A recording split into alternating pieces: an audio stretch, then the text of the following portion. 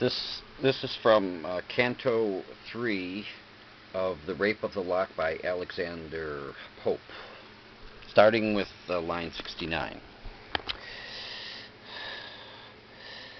The club's black tyrant first her victim died, spite of his haughty mien and barbarous pride. What boots the regal circle on his head, his giant limbs in state unwieldy spread, that long behind he trails his pompous robe, and of all monarchs only grasps the globe. The baron saw his diamonds pour apace, the embroidered king who shows but half his face, and his refulgent queen with powers combined of broken troops and easy conquest fine. Clubs, diamonds, hearts in wild disorder seen, with throngs promiscuous strew the level green.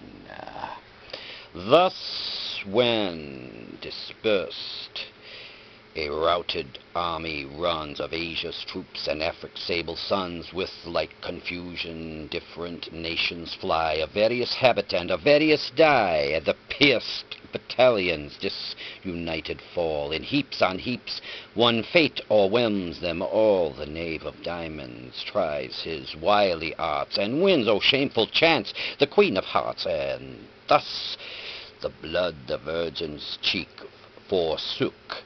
A livid paleness spreads o'er all her look.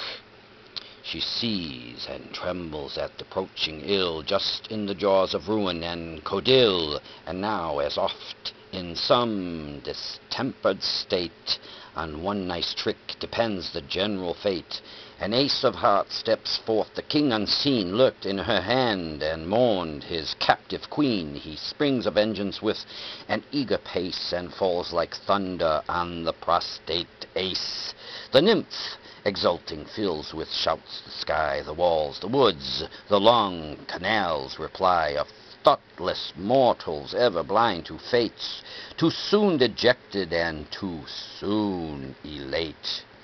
Sudden these honors shall be snatched away, and cursed forever this victorious day. For lo, the board with cups and spoons is crowned, the berries crackle and the mills turn round. On shining altars of Japan they raise the silver lamp, the fiery spirits blaze. From silver spouts the grateful liquors glide, while China's earth receives the smoking tide. At once they gratify their scent and taste, and frequent cups prolong the rich repast. Straight hover round the fair her airy band, some as she sipped the fuming liquor fan, some o'er her lap their careful plumes display, trembling and conscious of rich brocade. Coffee, which makes the politician wise, and sees through all things with half-shut eyes, sent up in vapors to the baron's brain, new stratagems the radiant lock to gain. Ah, cease, rash youth, desist ere 'tis too late. Fear the just gods, and think of Scylla's fate. Changed to a bird, and sent to flit in air, she dearly pays for Nisus' injured hair. But when to mischief mortals bend their will, how soon they find fit instruments of ill. Just then Clarissa drew with tempting grace a two-edg'd weapon from her shining case. So ladies in romance assist their knight, present the spear and arm him for the fight. He takes the gift with reverence, and extends the little engine of his fingers' ends. This just behind Belinda's neck he spread, as o'er the fragrant steam she bends her head.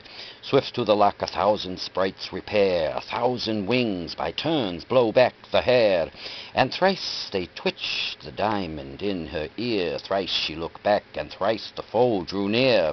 Just in that instant anxious Ariel sought the close recesses of the virgin's thought.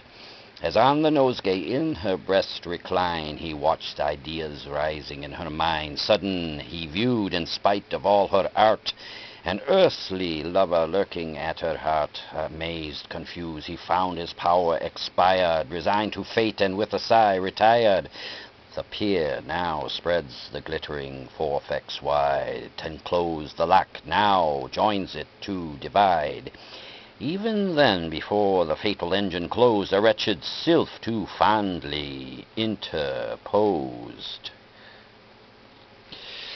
Fate urged the shears and cut the sylph in twain, but airy substance soon unites again. The meeting points the sacred hair dissever from the fair head forever and forever. Then flashed the living lightning from her eyes, and screams of horror rend affrighted skies. Not louder shrieks to pitying heaven are cast when husbands, or when lapdogs breathe their last, or when rich china vessels fallen from high in glittering dust and painted fragments lie. Let wreaths of triumph now my temples twine. The victor cried, the glorious prize is mine.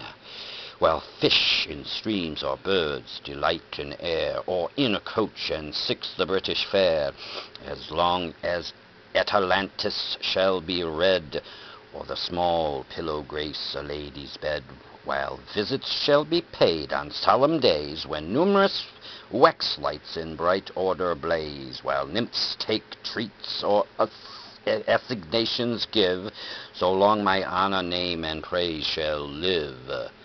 What time would spare from steel receives its dates, and monuments like men submit to fate.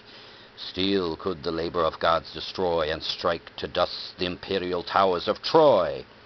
Steel could the works of mortal pride confound, and hew triumphal arches to the ground.